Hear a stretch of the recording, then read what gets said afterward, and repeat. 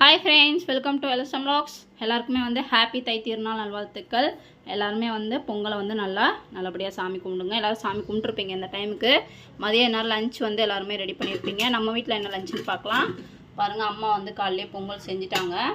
காலையிலே பொங்கல், வடை, வெள்ளை பொங்கல் எல்லாமே வச்சு சாப்பிட்டாச்சு.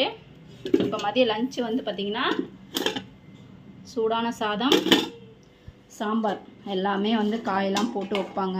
பொங்கல்னாலே சாம்பார் தான். எல்லா காயும் போட்டு வைக்கிற சாம்பார் வந்து சும்மா அப்படி இருக்கும், வாசனையாக சூப்பராக. ஊர் சைட்லலாம் இடி சாம்பார்னு சொல்லி வைப்பாங்க. அதுவுமே நல்ல ஒரு டேஸ்ட்டாக இருக்கும். நம்ம வந்து ஆல்ரெடி மசாலா வந்து வீட்லேயே அரைச்சி வச்சுருக்கிறதுனால இந்த ஒரு மசாலா போட்டாலே அவ்வளோ சாம்பார் வாசனையாக அவ்வளோ டேஸ்ட்டாக இருக்கும்.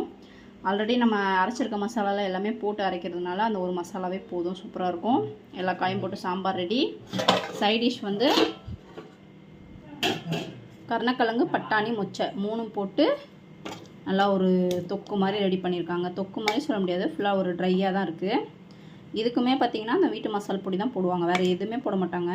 அவ்வளோ டேஸ்ட்டாக இருக்கும். இது கூட இந்த கருணக்கிழங்கு, எல்லா உருளைக்கிழங்கு எல்லாத்துக்குமே இந்த ஒரு வீட்டு மசால் பொடி தான். ஆல்ரெடி நான் அந்த வீட்டு மசால் பொடி வந்து வீடியோ போட்டிருக்கேன். யாருக்கா வேணும்னா வீடியோ பார்த்து அரைச்சிக்கோங்க. இன்றைக்கி வந்து நம்ம வீட்டில் வந்து இதுதான் ஸ்பெஷலு. கருணக்கிழங்கு வறுவல், அப்புறமா சாம்பார், சாப்பாடு, சக்கரை பொங்கல், வடை. எல்லோரும் வந்து ஹாப்பியாக பொங்கலை வந்து கொண்டாடுங்க. வீடியோ பிடிச்சிருந்தது அப்படின்னா லைக் பண்ணுங்கள், ஷேர் பண்ணுங்கள், சப்ஸ்கிரைப் பண்ணுங்கள். பக்கத்தில் இருக்க பெல் பட்டனை கிளிக் பண்ணிக்கோங்க. உங்கள் வீட்டில் வந்து இன்றைக்கி என்ன லஞ்சுன்னு சொல்லி கீழே கமெண்ட் பண்ணுங்கள். தேங்க்யூ, பாய் பாய்.